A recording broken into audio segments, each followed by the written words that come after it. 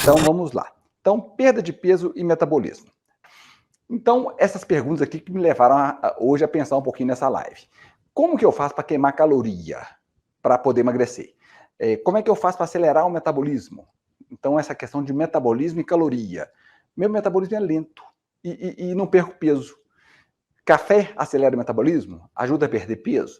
Aí eu vi que tem muita pergunta, muita questão a respeito de caloria e perder peso. Então, hoje em dia, a gente não olha muito essa questão de caloria, não que ela não seja relevante. Caloria é relevante. Porém, a gente tem que pensar não só na caloria, como na parte hormonal da perda de peso também. Senão você cai num ciclo vicioso que você emagrece, engorda, emagrece, engorda, e peleja para emagrecer e parece que você tá tomando essa chibatada nas costas, no sentido de ser um fardo emagrecer, né? E emagrecer, na verdade, é uma consequência de uma boa saúde. É fácil, Henrique? Não é fácil, mas é relativamente simples. A gente que foi habituado desde quando a gente era criança, na verdade, com alguns hábitos que fazem a gente armazenar gordura e não gastar a gordura que a gente devia ter armazenado, que é a parte da evolução da espécie mesmo.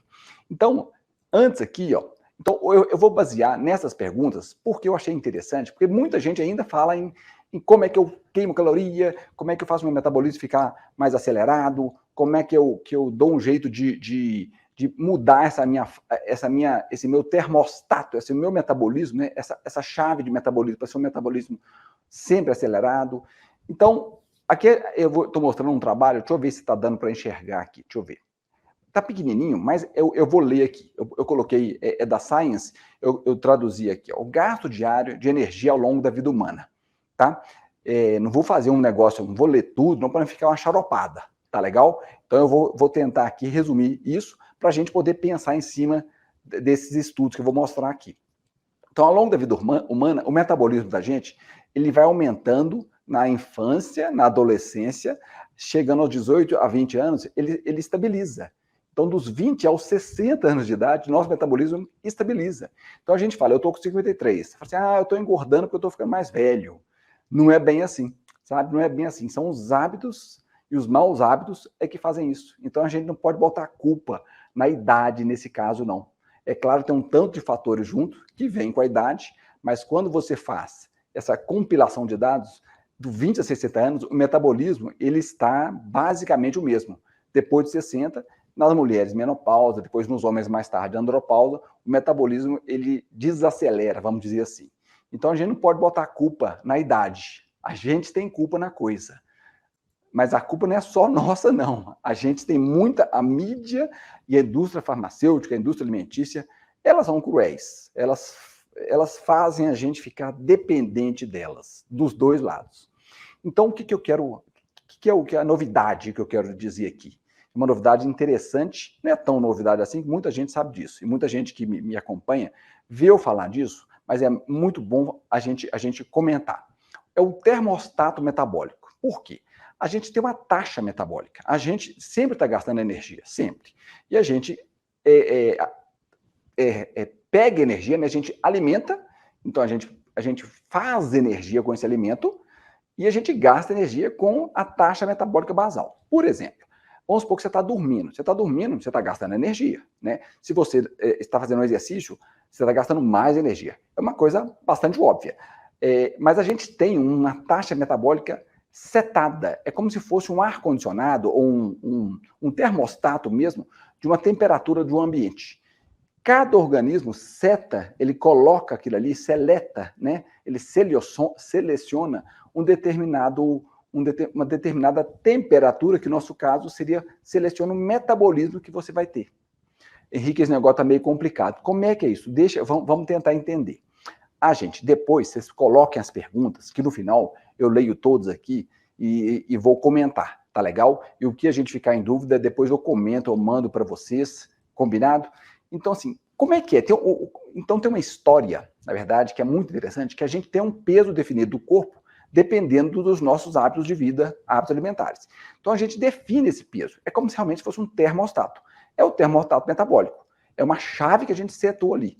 A pessoa E tem trabalhos mostrando isso muito interessantes. Aqui eu estou mostrando a gente colocando um termostato, né, em determinada temperatura.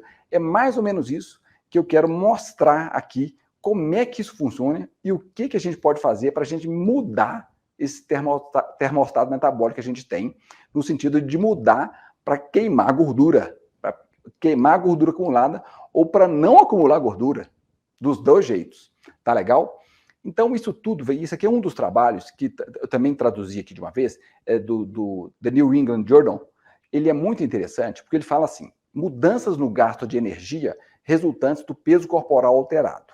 Eles colocaram pessoas, depois de 4 semanas, essas pessoas, eles deram uma alimentação para ela, para a pessoa, para uma alimentação com muito mais caloria, e para outras pessoas com menos caloria. Quer dizer, eles colocaram quase o dobro de caloria para essas pessoas, para algumas pessoas, e metade das calorias para as outras pessoas.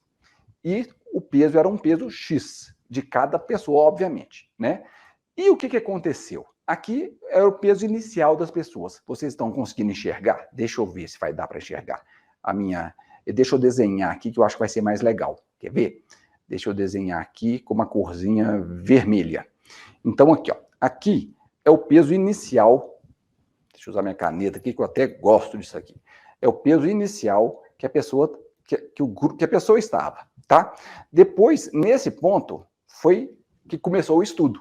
O estudo deram mais alimento para metade do grupo e tiraram alimento de metade do grupo, de outra metade.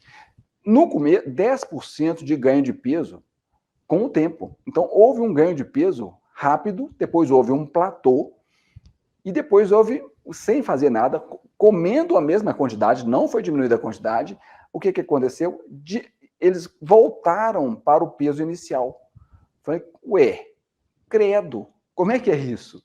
E a mesma coisa, vou apagar aqui, e a mesma coisa acontecendo com aqueles que você tirou o alimento. Então, você tirou o alimento da pessoa aqui, desse grupo, eles perderam 10% de peso, 10% de peso foi perdido. Depois, aquele não tenham subindo, só porque eles escreveram esse retorno para o peso inicial aqui. Eles também, esse pessoal subiu para o peso inicial. Mas como é que é isso? Deram comida para metade, aumentaram o peso, um platô, e depois com o tempo, isso é com o tempo, isso não é rápido não, tá? Esse tempo aqui, está descrito no trabalho, são algumas semanas e teve até mais de 8 semanas, tá? Então, é igual quando a gente vai agora, por exemplo, a gente vai para o Réveillon, né? Réveillon, uma semana fora, come para danar e a gente ganha peso. Quando você volta para casa, você retorna à alimentação que você fazia antes, seja ela qual for, sem começar nada de dieta. Era o que você estava fazendo antes. Esse trabalho foi mais ou menos isso, só que controlado, né? Foi controlada a quantidade e o tempo. Bom, então é como se a gente fosse para o Réveillon, você vai no Réveillon, fica além do Natal, Réveillon, essas festas todas, come mais do que deve, é a festa, né, gente? Eu acho que justifica. E depois, mesmo não fazendo nada demais, algumas semanas depois, você volta ao peso. E acontece o contrário também. Quando você pega e entra numa dieta, aqui seria, esse segundo ponto aqui, é o ponto, deixa eu apagar para não, desculpa, para não ficar muito bagunçado aqui. Esse aqui é o ponto. Esse é o ponto onde, é como se fosse uma dieta. Comecei uma dieta aqui, comendo menos, mas mesmo comendo, aí perdi peso. Mas depois de um tempo, mesmo comendo menos, retorna a um peso inicial. Mas que loucura é essa? É porque existe, o nosso organismo tem uma questão que chama homeostase. Ele tende a voltar ao que estava programado. Então, a tendência é voltar ao que estava programado. Se você não fizer nenhuma atitude. Você estava comendo de um jeito, né? Começou a comer mais, ainda continuou a comer mais, mas você perde peso, você não parou de comer. Então, aqui é como se fosse um Réveillon prolongado, tá? Eu me expressei errado aqui. Você não voltou do Réveillon e voltou à dieta anterior, não. Você continuou comendo aquela quantidade acima do que você comia antigamente. E a mesma coisa da dieta aqui embaixo, né? Nesse segundo aqui. Você começou a comer menos, continuou comendo menos, mas volta para o peso anterior. Ué, mas que loucura é essa? Por isso que essas dietas assim não funcionam, e por isso que a pessoa, quando ela engorda e tem um físico, um metabolismo da pessoa mais magra, mesmo comendo muito, você vai ver que depois de um tempo ela vai emagrecendo de novo, tá? Então, o que é isso? O que é? Que mágica é essa? É que nosso corpo tem uma posição de termostato, né? De seleção metabólica. O que aconteceu nesses dois grupos aqui, na verdade?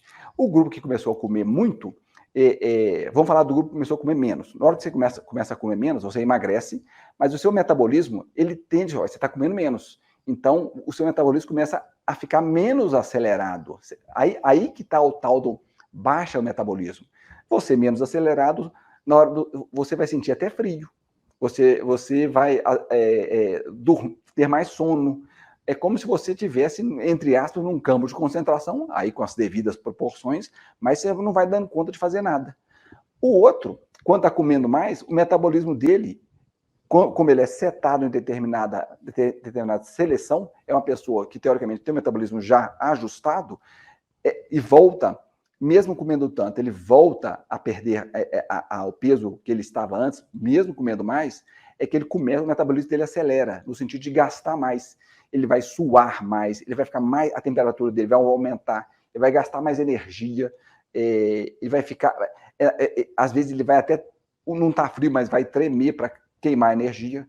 Deu para entender? Isso é muito interessante, sabe? Esse trabalho mostrou isso. E esse trabalho não é antigo, não, é um trabalho de um tempo já. Então, como é que funciona isso, Henrique? Vamos ver aqui como é que a gente explica isso em termos físicos. A gente não pode passar muito para a física só, não, mas isso aqui vai ajudar a entender. Vamos supor que a gente está dentro de um quarto, né? Vamos botar o quarto aqui, e esse quarto tem um ar-condicionado nele. Vamos desenhar aqui. Esse ar-condicionado, ele está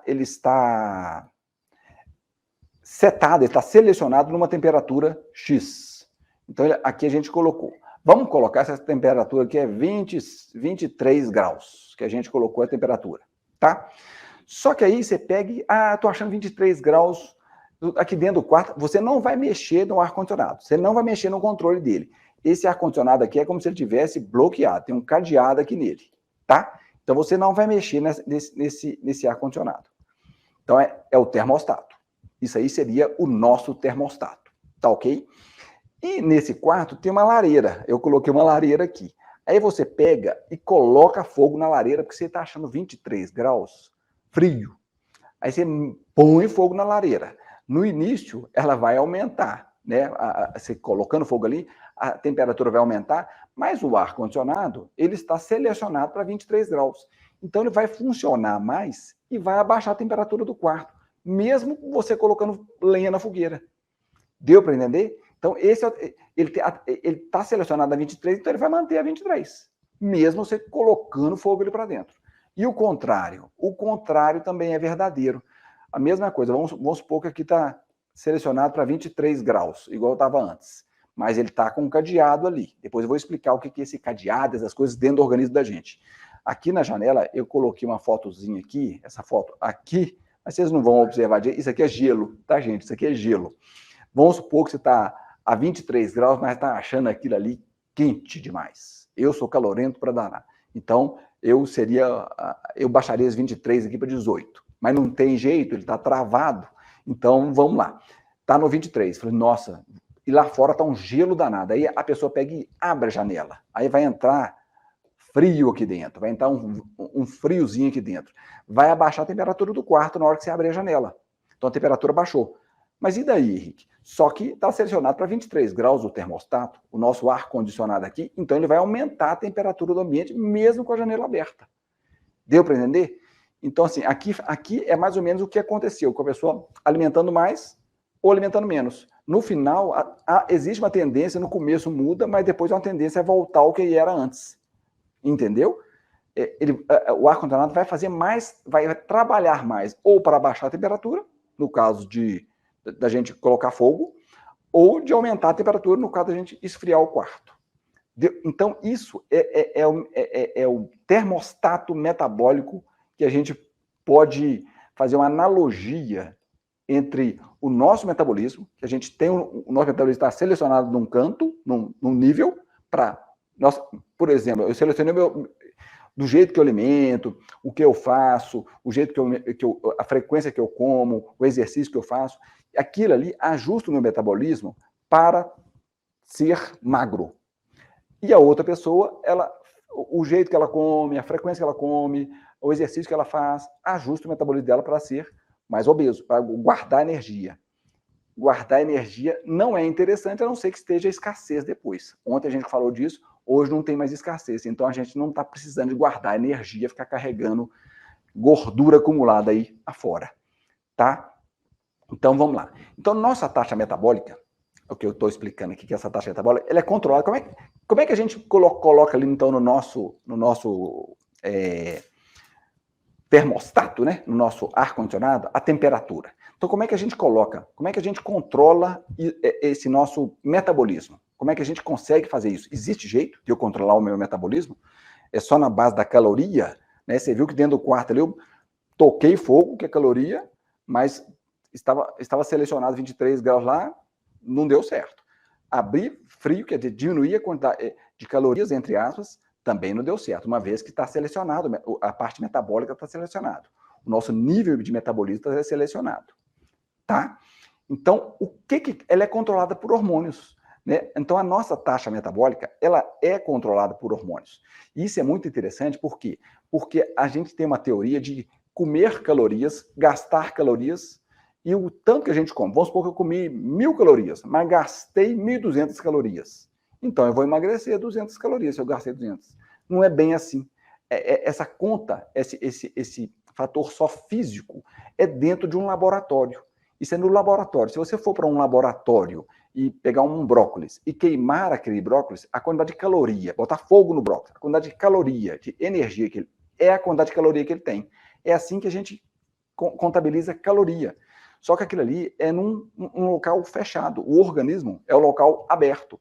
Tem a respiração, tem a digestão, que você gasta caloria com outras coisas. E tem os sensores do corpo. Que sensores são esses? São os hormônios. E isso também são importantes, ou mais importantes do que a própria caloria.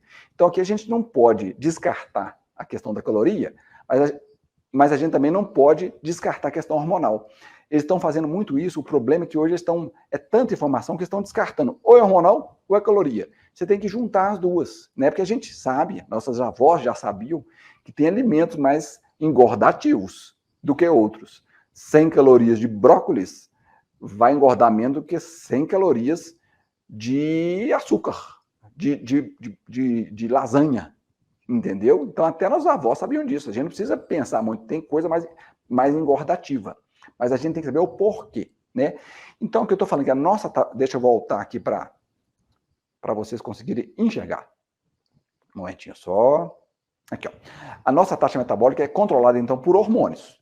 E qual hormônio que eu toda hora falo, mas que é o hormônio mais interessante nesse tudo? A nossa insulina, o nível de nossa insulina é que vai gerenciar essa questão de guardar ou não calorias, energia, né, em forma de gordura, ou não. Então, se a insulina, se nossa insulina estiver alta, você está guardando energia. Se nossa insulina estiver baixa, você está queimando energia, tá? A gente pensa muito em insulina junto com a glicemia. Eu não falo glicemia porque tem muita coisa que não dá pico de glicemia, mas a insulina sobe, tá? Então, aqui, a insulina é o maestro dessa orquestra. Então, se a gente descobrir, se a gente souber, né, bem, descobrir que a gente já sabe, souber como que a gente controla a insulina no nosso organismo, a gente consegue selecionar esse termostato. A seleção desse termostato é muito importante para a gente, selecionando o termostato metabólico, você vai perder gordura ou não. Se você selecionar para o lado errado, né, que eu vou falar mais ou menos o que é, aí você vai guardar gordura e vai engordar. Entendeu? Então, olha que interessante, a taxa metabólica aqui. Por que eu coloquei isso aqui? A nossa taxa metabólica aqui é a taxa metabólica basal, tá? A taxa metabólica basal. O coração, pulmão, fígado e rins, eles são responsáveis por 80% da taxa metabólica. Então, quando você está deitado, quase você não está mexendo músculo mesmo, né? Então, o coração é um músculo, mas estamos falando aqui do órgão coração, tá? Então, eles são responsáveis por 80% do metabolismo, então, do gasto metabólico. E você fizer exercício, o coração vai pulsar mais, o pulmão vai funcionar mais, e aí esse 80% quase que fica o mesmo tanto. Músculos são responsáveis por 15% mesmo em exercício.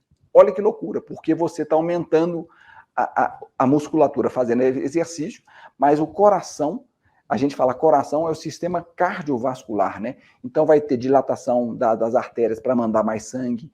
Então o metabolismo, nosso metabolismo, a gente pensa muito em queimar energia fazendo exercício, né? Funciona para queimar energia, para queimar caloria.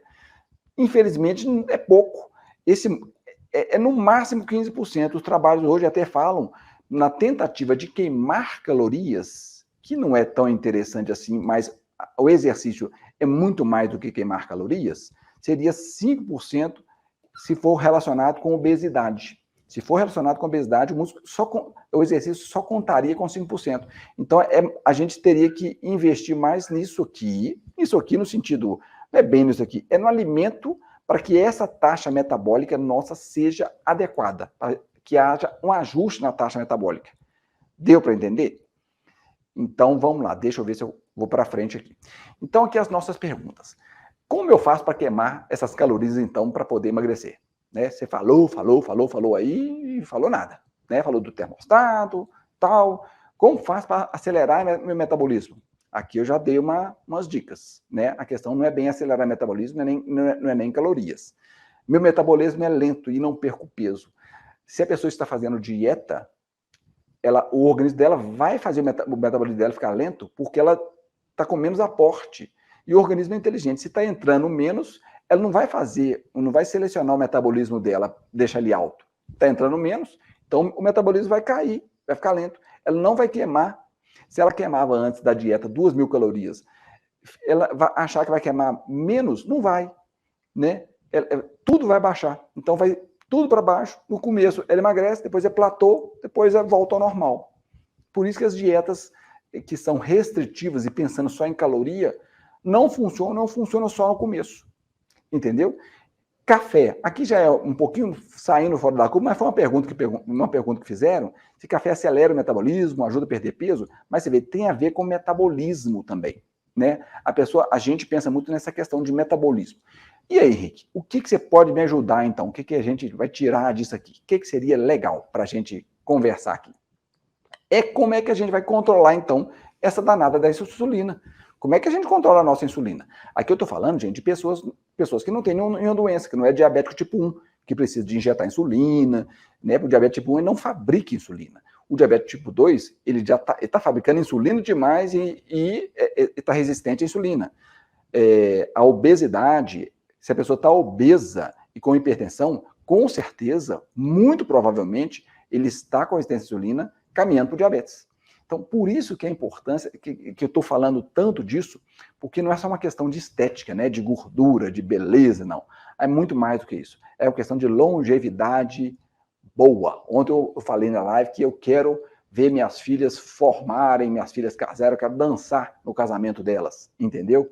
Estou com 53 anos, então eu quero chegar lá muito bem, sem sofrimento. Então, como controlar nossa insulina? Como é que a gente faz controlar?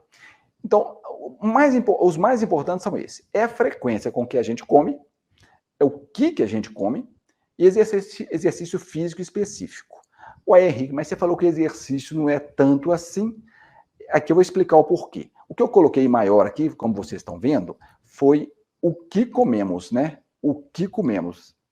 De vez em quando eu vejo aqui para ver se está dando para enxergar. Tá. Eu coloquei o de maior aqui, é o que comemos. Mas ele sozinho não importa muito, não. Claro, tudo importa, né, gente? Mas, assim, em hierarquia, o que comemos, depois a frequência com que a gente come e exercício físico específico, ou melhor, exercício físico em horas específicas, tá? Então, vamos começar aqui pelo que comemos. O que comemos já que a gente quer controlar a insulina, a gente tem que comer coisas que não dão pico de insulina e que não fazem a insulina ficar muito tempo alta. Porque insulina alta é aquele cadeado que eu mostrei lá no termostato. Não deixa, mesmo se eu quiser, a gordura não vai ser queimada. A gordura abdominal, a gordura visceral, só é queimada se os nossos níveis de insulina estiver baixo.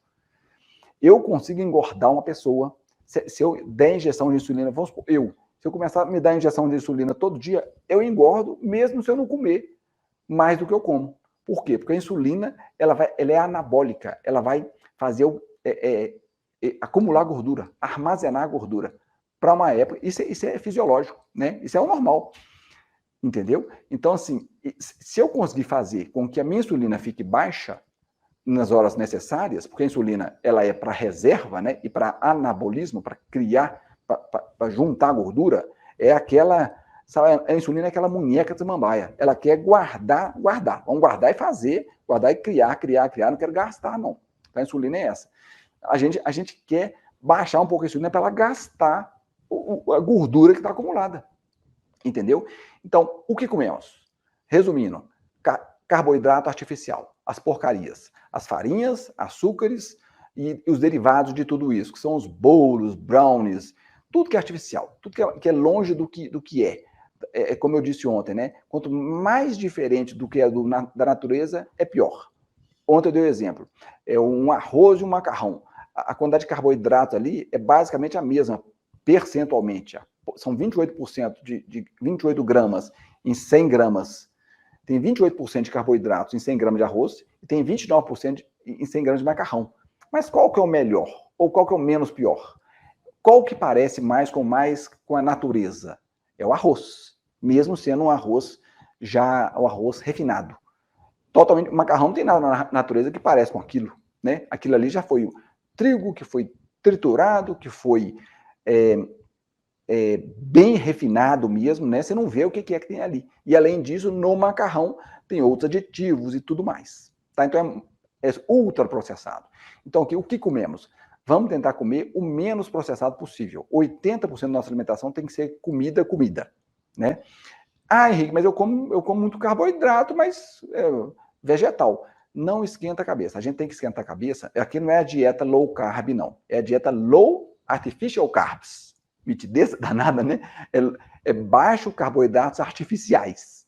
É baixo carboidratos, não. Os artificiais é que são um grande problema. Nunca mais vou comer, Henrique, carboidrato artificial? Nunca mais vou comer um chocolatinho? Vai, tem uns horários específicos, eu já vou falar. Então, o que comemos? A gente tem que tentar, ou tem que fazer um grande esforço para comer o mais natural possível. Mas tudo, gordura também, tudo, o que é mais perto da natureza, tá? Por exemplo, os óleos. Um dia eu vou fazer uma live, eu vou até ver essa semana ainda, sobre óleos vegetais. Óleos vegetais tem muita diferença de óleo vegetal. O óleo vegetal, ele é muito modificado, é ultra processado. Esses óleos vegetais, óleo de soja, óleo de canola, e o óleo de oliva? O oliva não, o oliva, a oliva, né, é a azeitona prensada, amassada, o óleo de coco também. Então, menos processado, não deixa de ser, mas é muito menos processado e é um processo a frio que não tira as propriedades boas dele, entendeu? Então, depois vocês até me lembrem que eu vou falar sobre os óleos vegetais aqui, os óleos vegetais de sementes, tá? Óleo de canola, óleo de girassol, óleo de milho, e aí vai. Então, evitar essas porcarias que a gente fala aí. Então, a gente falou o que comemos. Muito por alto, mas dá para ter uma boa ideia, né? A frequência com que comemos.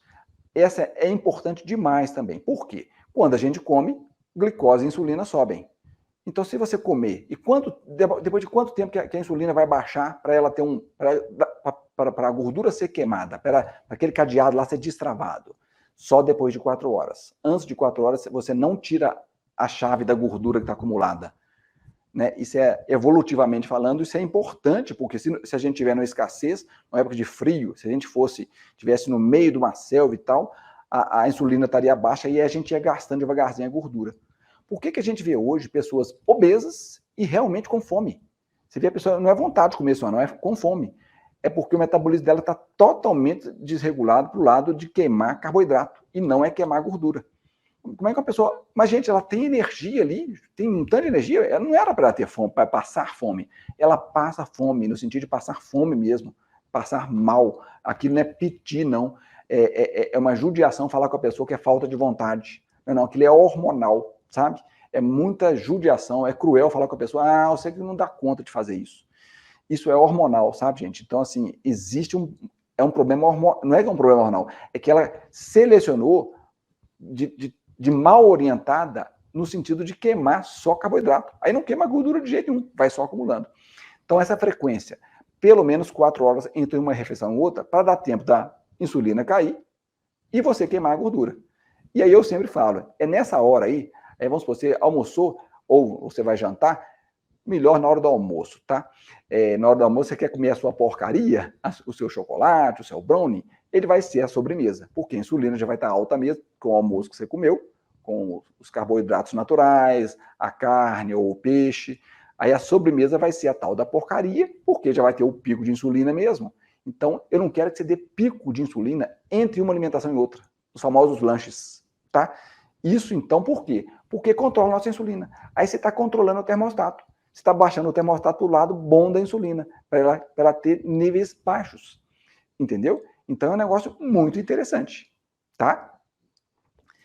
E o exercício físico específico. Mas o que é isso, Henrique? Você falou que exercício físico é só 5%? É porque é o seguinte, tem uma táticazinha que a gente usa para diminuir o pico de insulina. Se você comer, poxa vida, eu comi um macarrão aqui agora, mas minha dor na consciência. Você não precisa fazer exercício físico, não. Exercício físico, eu falo exercício, sair na rua correndo, não. Se você andar, caminhar, dentro de casa mesmo, caminhar durante 10 minutos, os trabalhos mostram que o pico de insulina é menor. Então, ele diminui esse pico de insulina e vai durar menos o pico de insulina. Então, mesmo comendo, esse exercício físico de movimentar faz com que a insulina suba menos e desça um pouco mais rápido, quer dizer, fique menor, esse pico, né, esse grande pico aí, que fica um pico menor, é claro, o ideal seria não ter, mas a gente não consegue o ideal, é muito improvável, né, é improvável, eu não falo que é impossível não, que tem gente que dá conta, mas é improvável. Então, esses exercícios físicos, logo após uma alimentação que tenha carboidratos artificiais ou carboidratos mesmo, você consegue diminuir esse pico. Deu para entender? Não sei se eu falei muito rápido essa trenheira toda, mas eu acho que é muito interessante a gente entender um pouco dessa questão do termostato. Se a gente souber o que fazer para controlar a insulina, e aí tem muito mais coisa. Por quê? O que a gente come tem a ver também com nossas bactérias intestinais. As bactérias intestinais, olha que legal, as bactérias ruins, elas captam mais energia do alimento e a gente recebe mais caloria. Então, dependendo da sua flora intestinal, se você comer a mesma coisa que o seu irmão, que tem uma flora intestinal pior, você não engorda, ele engorda, porque ele capta mais energia e mais calorias. Ele tem que lidar com mais energia, porque está com bactérias intestinais, né, com a flora intestinal diferente das bactérias ruins, que são a tal das firmicutes. Então tem muita coisa para a gente falar aqui, para a gente conversar. E eu não gosto de estender demais, senão fica muito uma xaropada danada. E deixa eu ver aqui como é que estamos de perguntas aqui. Então vamos lá. Vamos ver as perguntas, o que nós temos aqui. Um momentinho só, gente, que eu vou olhar aqui. Tá. Hoje tem muita pergunta, não tem pouquinha pergunta. Deixa eu ver. Deixa eu entrar em outra conta, que talvez eu esteja numa conta errada aqui, que eu não estou conseguindo ver. Um momentinho só. Porque no meu computador aqui, deixa eu ver se eu consigo ver algumas perguntas, comentários. Qualquer coisa, se eu não conseguir falar também aqui, eu respondo via direct, tá, gente? Para todo mundo aí. Vamos ver aqui. Se a gente consegue me achar aqui. Essas tecnologias, eu sempre falo, é bom, mas é difícil. Aqui, ó, vamos ver. Então tá. Whey protein é legal consumir. A Nilva falando. Whey protein é proteína, né? Só proteína, é proteína pura. O whey protein isolado depende da hora, sabe? Se você associar com... Porque ele dá pico de insulina também. Né? O whey protein é proteína, então ele dá pico de insulina. A proteína é sempre bom você comer ela junto como vem na natureza, sabe? A natureza nunca tem a proteína isolada. Ela sempre é conjugada com alguma coisa. Mas se você estiver usando whey protein para treino, aí ele vai ser interessante, porque você vai usar como bloco de construção de músculo, né? Aí sim seria interessante. Mas no caso da questão de só para tentativa de emagrecer, ou whey protein só para saúde, ele sozinho não é interessante, o isolado. Porque se você tomar o whey protein e comer um ovo, olha que interessante, a gordura do ovo faz o whey protein ser mais eficaz. Porque na natureza, a proteína sempre tá junto com gordura. Então, na natureza, sempre gordura e proteína andam juntos. Vamos ver. Oh, que bom, Eduardo. Gostou da live? Legal. Joia. A Giovana está aí também. Então, hoje foi pouca perguntinha que teve aqui. Ou o pessoal não entendeu, ou eu expliquei muito bem. Não sei. Vamos ver o que deu. Tá legal? De qualquer maneira, eu vou deixar a live gravada. Eu faço o seguinte, eu deixo ela... Depois eu coloco ela de novo, porque eu dou uma retirada desses inícios para ficar um negócio um pouco mais sucinto, tá? Uma editada de leve nela, tá? Então, o whey protein... Uso o whey protein... Aquela perguntando se usar o whey protein, o whey após o treino ou antes. Isso é questionável, sabe? Depende se você estiver antes do treino de jejum. Se você estiver de jejum, é interessante você usar o whey antes do treino, tá? Agora, se você não estiver de jejum, for no treino, é interessante usar o whey depois. Isso é muito questionável, sabe? Mas, de qualquer maneira, você está fazendo certo no sentido porque você está fazendo treino, né? O whey protein, porque tem gente que usa o whey protein para tomar o whey protein para não comer uma refeição. Aí não é legal, porque a refeição tem que ter uma combinação de proteína, gordura e carboidratos naturais, entendeu? Então, se você estiver em jejum, você usa o whey protein no início, tá? Para fazer, aí sim o treino. Se você não estiver em jejum, você faz o treino e o whey protein depois. Tá legal? Aqui, ó. Então, o café ajuda ou não ajuda na aceleração do metabolismo? A pergunta que eu respondi ali.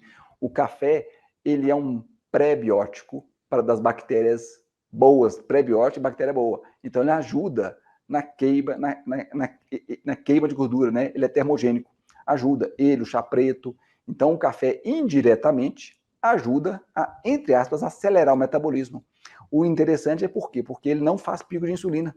A não ser que você não pode colocar açúcar, não, nem adoçante. O único adoçante, teoricamente, aí, seria a estévia e a estévia líquida. Olha que loucura. Porque a estévia em pó tem a dextrose nela, que dá pico de insulina. É muito detalhe, né? E a gente não sabe muita coisa disso. Mas devagarzinho a gente vai explicando. Eu também não entendi. O café ajuda? O café ajuda, Eliane? O café ajuda, sim. O café ajuda É claro que você não vai tomar... Os americanos têm muita mania de tomar copos de café, né? Xícaras lotadas de café. A cafeína, ela é termogênica, ela acelera o metabolismo, porém ela também causa ansiedade. E ansiedade é uma das causas de alta de insulina. Então vira um efeito dominó. Tudo tem um limite. A gente fala em até 3 xícaras de café por dia, tá? Tem gente que toma café às 4 horas da tarde e não consegue dormir. Tem gente que toma às 6 horas da tarde e dorme tranquilamente. Cada organismo é de um jeito, mas o café é termogênico e ajuda sim.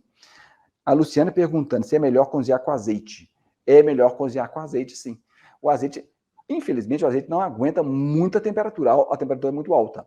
Mas muito melhor do que os outros óleos, porque os outros óleos, além do ácido linoleico que tem nesses outros óleos, e isso é que vai formar a nossa membrana celular. O azeite não tem isso, mas se você aquecer demais, tem mais uma quantidade boa. O azeite, na hora que você frita com o azeite, você utiliza o azeite em temperaturas altas, ele perde as boas propriedades, mas ele não tem propriedade ruim, não. O óleo tem propriedade ruim o tempo todo, entendeu? Então, se possível, até com manteiga, porque manteiga aguenta mais temperatura e o óleo de coco também aguenta mais temperatura, tá? Agora, fazer com azeite, tranquilo, tá? Olha que legal, como ovo e frutas no café antes da academia. Excelente, porque aí você está, entre aspas, quebrando o jejum da noite com proteína Ovo é a proteína, ontem eu até falei. Ovo é muito interessante porque em massa ele é metade proteína em peso, né? Metade proteína de massa e metade gordura. É um combo muito legal, muito legal. E frutas, carboidratos naturais. E eu até falei, fruta, quando for comer fruta, coma a fruta. Não faz o suco e toma, não, porque senão você toma 4 laranjas de uma vez, e isso não é natural. A frutose em excesso, ela pode dar gordura hepática, né? Gordura no fígado. E banha. A Mara está perguntando aqui, banha. Banha, ótimo. Banha, agora tem que ser aquela banha da roça mesmo, né? Tem muita banha aí que você vai comprar, você vê que ela já está industrializada. Já tem coisa. Outro dia eu fui no supermercado, eu vi uma banha que ela é uma banha industrial. Então é só tomar cuidado, mas a banha, gente, as coisas dos nossos avós funcionavam, viu? Funcionavam. Então, banha, sim. Luciane, quantos ovos pode comer por dia? Você acredita que os trabalhos científicos mostram que você pode comer mais de 16 ovos por dia? Mesmo não sendo atleta? Só que quem que come 16 ovos por dia, né? Eu falo em termos de saúde, tá? Mas então, assim, você pode comer a quantidade de ovos que você achar até ficar saciada, entendeu? Então, até a saciedade. E o ovo sacia, né? Porque tem gordura e proteína junto, então isso é legal. Deixa eu ver o que mais. Essa questão de ovo e fruta no café antes da academia é muito legal. Quantos ovos? Tem um trabalho científico mostrando, alguns trabalhos mostrando, eu estou voltando aqui na Luciane, quantos ovos, é até engraçado. Você pode comer de 1 a 32 ovos por dia. É claro que ninguém come, né? Tem gente, quem come 32 ovos? Os fisiculturistas que precisam disso, aí utilizam proteína, mas aqui eu estou falando da gente, né? Da população em geral, da população que não é atleta de elite, esportista, entendeu? Então, não tenha medo do ovo, não tenha medo do ovo. Aqui a Eliane come 4, tá bom, joia.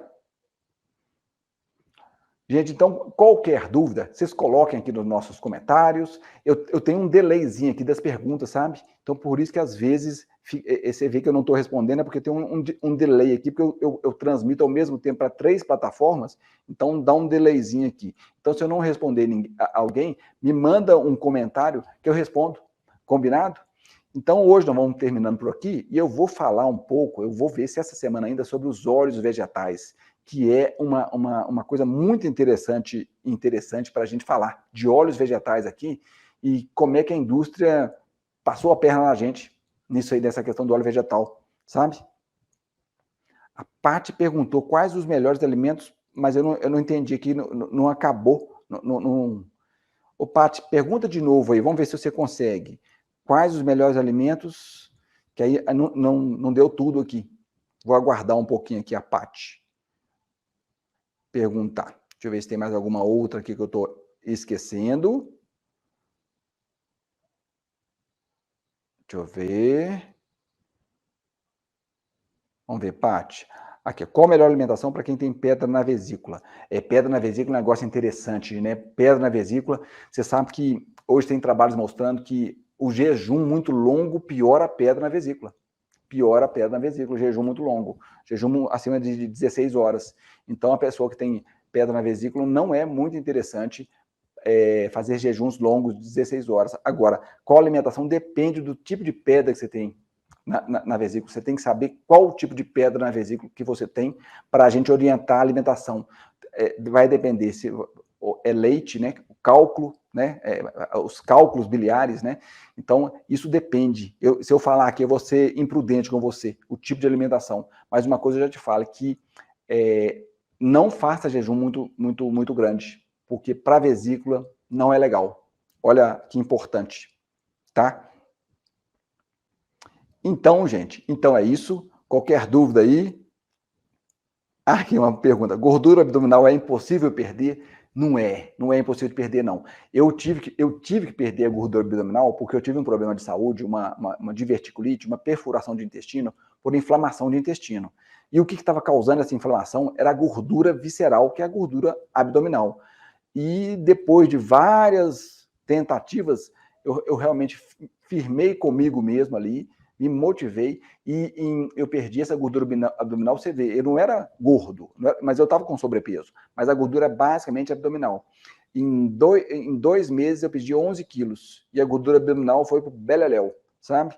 Muito legal. Então, existe a possibilidade sim. Se você fizer isso que a gente está comentando aqui devagarzinho, você vai ter sucesso, tá? Tenha paciência e motivação, tá joia? Então é isso, gente. Muito obrigado pela companhia, foi muito legal e um grande abraço para todos vocês, tá joia? Amanhã tem mais, tá bom?